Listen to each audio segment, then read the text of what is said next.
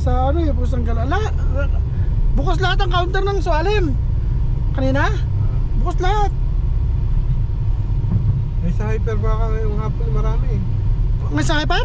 Oo. Medyo mano kanina sa kayo umaga sa hyper, medyo maluwag. Ang puno kanina, ilan at saka yung Sualim, saka itong Nesto.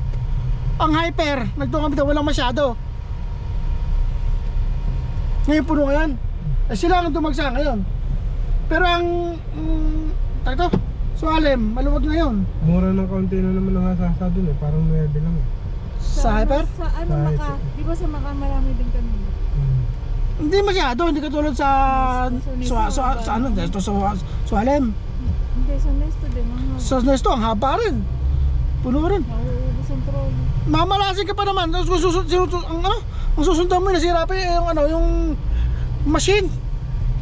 Dahil kanina doon sa padala kaya ako nagtagal. Anong Yung una kong pinilahan nasira computer.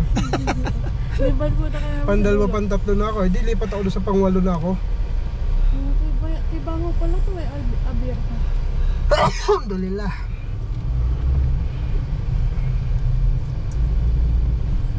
Walang takot makaguho-guho yung tulay na yun. Ha?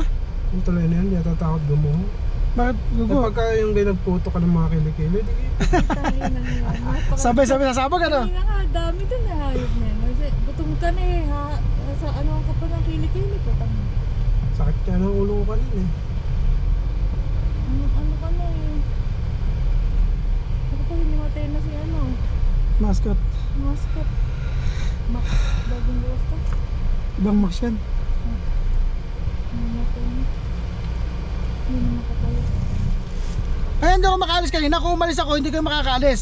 Bakit? Kasi wala pa kami nun. Hindi, ikaw naman ito. Wala naman kami masyadong pinamili eh. Hindi nga, kung... Kasi di ba sabi mo, dali namin.